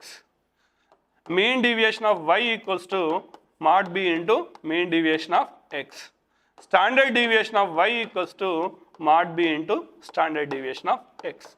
So ఈ relation అనేది నాలుగింటికి కూడా వర్తిస్తుంది. ఇవి ఎగ్జామినేషన్లో 3 రకాలుగా అడగడానికి అవకాశం ఉంది. 3 రకాలుగా ఏంటిది అంటే, ఒకటి statement, if y equal to a plus bx, then mean deviation of y equal to dash, mod b into mean deviation of x. ఒకటి. దీన్ని డిస్క్రిప్టివ్గా అడగచ్చు. డిస్క్రిప్టివ్గా అంటే ఏంటిది అంటే, range is independent of change of origin, dependent of change of scale. అంటే ఆర్జిన్ విషయంలో ఎలాంటి ప్రభావం లేదు, స్కేల్ విషయంలో ప్రభావం ఉంది. ఈ ప్లస్ చేసిందేమో లేదు, ఇంటూ చేసిందేమో ఉంది. దాన్ని ఎట్లా చెప్తామో మ్యాథమెటికల్గా, range is independent of change of origin, dependent of change of scale. Okay, so ఈ విధంగా చెప్తాం. So this also applicable for quartile deviation, mean deviation and standard deviation. మొదటిదేమో y equal to a plus bx ఇచ్చి ఇలా అడగచ్చు, లేదా దాన్ని ఒక డిస్క్రిప్టివ్ స్టేట్మెంట్ రూపంలో అడగచ్చు. ఇక మూడవ అవకాశం ఏంటిది అంటే, two variables are related with 3 minus 4x, mean deviation of x equal to 2, mean deviation of y equal to ఎంత. ఓకే, టూ వేరియబుల్స్ మధ్యన ఈ విధమైన సంబంధం ఉంది. అందులో మీన్ డీవియేషన్ ఆఫ్ ఎక్స్ విలువ 2 అయితే మీన్ డీవియేషన్ ఆఫ్ వై ఎంత. సో ఇక్కడ మనకి ఇంతకుముందు ప్రాపర్టీ ప్రకారం mean deviation of y equal to ఏమవుతుంది, modulus of -4 into mean deviation of x. So -4 means 4, mean deviation of x is 2, therefore answer is 8. Answer is 8. Okay, so ఇలా నేరుగా property మ్యాథమెటికల్గా అడగచ్చు, లేదా ప్రాపర్టీ డిస్క్రిప్టివ్గా అడగచ్చు, లేదా ప్రాపర్టీని ఒక ప్రాబ్లం రూపంలో అడగచ్చు. సో ఇవన్నీ మీరు గుర్తుపెట్టుకోవాలి. So this is about range and its properties. So then another important measure quartile deviation. మీరు క్వార్టైల్ డీవియేషన్ అనగానే గుర్తుపెట్టుకోవాల్సింది ఏంటి అంటే, this is the only measure suitable for open end classification in dispersion. డిస్పర్షన్లో ఓపెన్ ఎండ్ క్లాసిఫికేషన్కు సరిపోయే ఒకే ఒక్క కొలమానం ఏంటిది అంటే quartile deviation. Right. So what is formula for quartile deviation? Q3 minus Q1/2. అంటే డాటాలో మనం క్వార్టైల్స్ లెక్కించిన తర్వాత, సో ఇది Q1, ఇది Q2, ఇది Q3. సో Q3 నుంచి Q1కు ఉన్న డిస్టెన్స్ లేదా రేంజ్, ఈ డాటాలో ఇంటర్ క్వార్టైల్ రేంజ్ అంటాం దీన్ని. సో మనకు ఎందుకు దాన్ని ఇంటర్ క్వార్టైల్ రేంజ్ అంటాం అనేది చెప్తాను. X1, X2, Xn అనేది ఒరిజినల్ డాటా. దీని నుంచి క్వార్టైల్స్ లెక్కిస్తే ఏమొస్తాయి మనకి, Q1, Q2, Q3. ఇందులో కనిష్ట విలువేది, గరిష్ట విలువేది. Q1 అనేది కనిష్ట విలువ ఉంటుంది, ఎందుకంటే వరుస క్రమంలో అరేంజ్ చేసి లెక్కిస్తాం కాబట్టి. Q3 అనేది గరిష్ట విలువ ఉంటుంది. సో ఇప్పుడు దీంట్లో రేంజ్ ఏమవుతుంది, Q3 మైనస్ Q1. సో దీన్ని ఏమంటామంటే ఇంటర్ క్వార్టైల్ రేంజ్. అంటే ఒరిజినల్ డాటాలో కాకుండా విత్ ఇన్ ద క్వార్టైల్స్లో రేంజ్ లెక్కిస్తున్నాం. అంటే ఆల్మోస్ట్ ఈ రెండు చూడండి సిమిలర్గానే ఉన్నాయి. రేంజ్ ఫార్ములా కానీ క్వార్టైల్ డీవియేషన్ ఫార్ములా కానీ కొంత సిమిలారిటీ ఉంది. ఏంటా సిమిలారిటీ? రేంజ్లో గరిష్ట కనిష్ట విలువల మధ్యన వ్యత్యాసం లెక్కించినాం. క్వార్టైల్ డీవియేషన్లో కూడా అదే చేస్తున్నాం, కానీ ఒరిజినల్ డాటాకి చేయకుండా ఏం చేస్తున్నాము, క్వార్టైల్స్ లెక్కించి ఆ క్వార్టైల్స్లో రేంజ్ లెక్కిస్తున్నాము. ఓకే, ఆ క్వార్టైల్స్లో ఉండే రేంజ్ని ఏమంటున్నాము, ఇంటర్ క్వార్టైల్ రేంజ్ అని అంటున్నాము. ఈ ఇంటర్ క్వార్టైల్ రేంజ్ మొత్తం తీసుకోకుండా /2 అంటున్నాం, సగం తీసుకుంటున్నాం. సో దీన్ని సెమీ ఇంటర్ క్వార్టైల్ రేంజ్ అని అంటాం. ఇలా సగం తీసుకోవడాన్ని ఏమంటాము అంటే సెమీ ఇంటర్ క్వార్టైల్ రేంజ్ అని అంటాం. సగం తీసుకోవడాన్ని ఏమంటాం మనం, సెమీ ఇంటర్ క్వార్టైల్ రేంజ్ అంటాం. So therefore quartile deviation is also known as semi inter quartile range.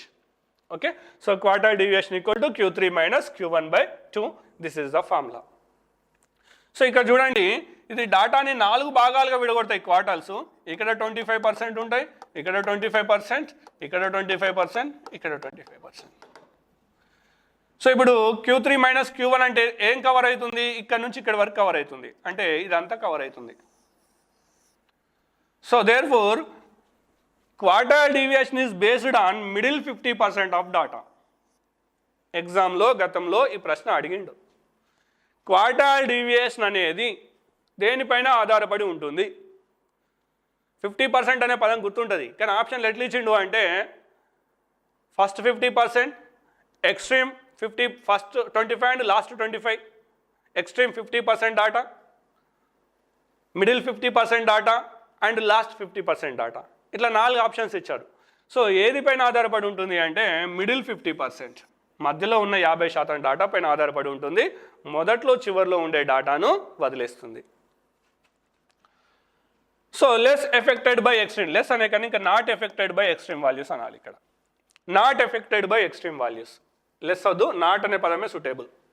So ఎందుకు, అసలు మొదటి 25%, చివరి 25% మనం లెక్కలోకే తీసుకుంటలేము. అలాంటప్పుడు దాని ప్రభావం ఉంటుందా? ఉండదు. Not affected by extreme observations. Half of inter quartile range, అదే సెమీ ఇంటర్ క్వార్టైల్ రేంజ్ అనొచ్చు, లేదంటే half of inter quartile range అని కూడా దీన్ని అనొచ్చు. So this is about formula for quartile deviation. Okay, so నా what are the limitations or merits and limitations of this quartile deviation? So as we discussed earlier, this is only formula suitable for open-end classification. This is one of the merits. So like range, it is also simple to calculate, Q3 minus Q1 by 2, a very simple formula. No complicated mathematical calculations are involved. Okay, and another important one is not affected by extreme data. Extreme values toti elanti prabhavitam kaadu, that means it is not affected by outliers also. Okay, so coming to the limitations, it is not based on all the observations. సాధారణంగా ఒక మంచి సూత్రం అనేది స్టాటిస్టిక్స్లో అన్ని విలువలపైన ఆధారపడి ఉండాలి. But here the quartile deviation based only on the 50% of the data, therefore it is not suitable for, therefore it is not a good formula. Range కూడా మంచి ఫార్ములా కాదు, ఎందుకంటే it only depends on 2 extreme values. Here it is little bit better than range. Range కేవలం 2 విలువలపైన ఆధారపడి ఉంటే quartile deviation based on middle 50%, it is better than range, but still it not satisfies a good measure conditions, because a good measure of dispersion based on all observations, here it is not based on all observations. So this is one of the important thing affected by sampling fluctuations. Sampling fluctuations అంటే ఏంటి అంటే, మనము average యొక్క ప్రాపర్టీలో discuss చేసినాము.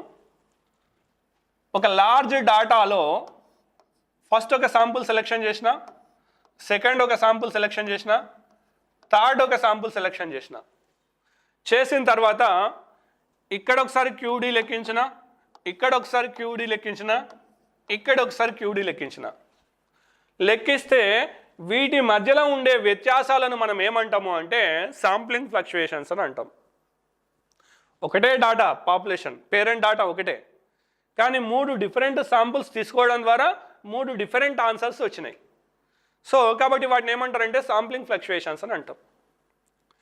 So affected by sampling fluctuations అంటే అర్థం ఏంటి అంటే, డిఫరెన్సెస్ రావచ్చు, కానీ క్వార్టైల్ డీవియేషన్ అనే సూత్రం కేసులో ఈ డిఫరెన్సెస్ ఎక్కువ ఉంటాయి, చాలా పెద్ద పెద్ద డిఫరెన్స్ ఉంటాయి. అంటే ఇక్కడ 20 వస్తే ఇక్కడ 40 రావచ్చు, ఇక్కడ 40 వస్తే ఇక్కడ 10 రావచ్చు.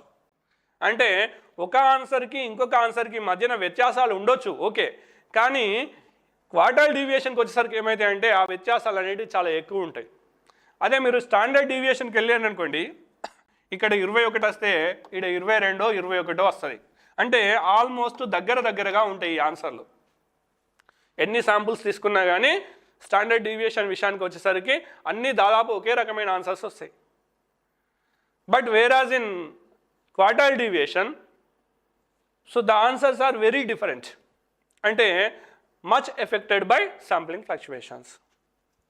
Okay, and not suitable for further mathematical treatment. అంటే ఈ క్వార్టైల్ డీవియేషన్ని ఫర్దర్ మ్యాథమెటికల్ ఫార్ములాస్లో మనం ఎక్కడా వినియోగించడానికి లేదు, కేవలం ఒక డిస్పర్సన్ని స్టడీ చేయడానికి ఉపయోగపడతాయి. కానీ నువ్వు ఫర్దర్గా ఏదైనా మ్యాథమెటికల్ ఫార్ములా ఉంటే దాంట్లో క్వార్టైల్ డీవియేషన్ని వినియోగించడానికి ఉండదు. వేరాజ్ in case of standard deviation, the original objective of standard deviation is to measure డిస్పర్సన్. Sigma అనేది డిస్పర్సన్ను కొలుస్తుంది, కానీ ఫర్దర్గా దాన్ని తీసుకెళ్ళి నువ్వు ఎక్కడ యూజ్ చేస్తావు, కొరిలేషన్లో యూజ్ చేస్తావు, రిగ్రెషన్లో యూజ్ చేస్తావు, లార్జ్ శాంపుల్ టెస్ట్లో యూజ్ చేస్తావు, స్మాల్ శాంపుల్ టెస్ట్లో యూజ్ చేస్తావు. అంటే ఫర్దర్గా నువ్వు ఎలాంటి మ్యాథమెటికల్ క్యాలిక్యులేషన్స్లోనైనా స్టాండర్డ్ డీవియేషన్ ఉపయోగించుకోవడానికి ఉంది. But whereas quartile deviation uses are limited, we cannot further mathematical usage. Okay, so these are the limitations of quartile deviation. Okay, so once again I repeat merits and limitations. So coming to merits, it has a very good merit, that is not affected by outliers or extreme values. Since it is not affected by extreme values, it is also suitable for open-end classification. And coming to limitations, ivanni limitations, It not utilizes 100% data, it only based on 50% data. It is affected by sampling fluctuations. Any of the good measure requires least affected by sampling fluctuations, but whereas in quartile deviation, it is much affected by sampling fluctuations. If we select different samples, we may get very different answers. Okay? And it is not suitable for further mathematical treatment, just it is used to observe the dispersion only. We cannot use this quartile deviation in any other mathematical formulas. Okay? So this is the concept of quartile deviation, right? So next, coming to properties, all these properties are same as range. Okay, రేంజ్లో మనం ఏవైతే discuss చేస్తామో as it ఈస్గా అదే వస్తుంది. మళ్ళీ are అనే letter తీసేసి క్యూడీ అనే లెటర్ పెట్టుకోవడమే ఉంటుంది. So each observation is added or subtracted by constant K, then QD is not affected like range. That means QD is independent of change of origin. Similarly, QD is dependent of change of scale. మనం అక్కడ discuss చేసినాం కదా. So if y equal to a plus bx, QD of y equal to mod b into QD of x. Okay. So another property here. If all observations are same, then quartile deviation is 0. అంటే ఏదైనా ఒక డాటాలో అన్ని విలువలు సమానంగా ఉంటే అప్పుడు ఏ measure of dispersion అయినా 0 అవుతుంది. నాట్ ఓన్లీ క్వార్టైల్ డీవియేషన్, అన్నీ సమానంగా ఉన్నాయి అనుకుందాం. 3 3 3 3 3 ఉంది డాటాలో. అప్పుడు రేంజ్ ఏమవుతుంది? లార్జెస్ట్ అదే, స్మాలెస్ట్ అదే, 0 అవుతుంది. క్వార్టైల్ డీవియేషన్ కూడా 0 అవుతుంది. మీన్ డీవియేషన్ కూడా 0 అవుతుంది. స్టాండర్డ్ డీవియేషన్ కూడా 0 అవుతుంది.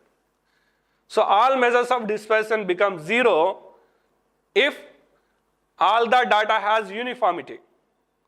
డిస్పర్షన్ అంటే ఏంటిది? యూనిఫార్మిటీని లేకపోవడాన్ని లెక్కించడం. అన్నీ సమానమైనాక డిస్పర్షన్ ఎక్కడ ఉంటుంది? ఉండదు కదా, 0. Okay, so this is about quartile deviation. Okay, so in next class we discuss about mean deviation and standard deviation.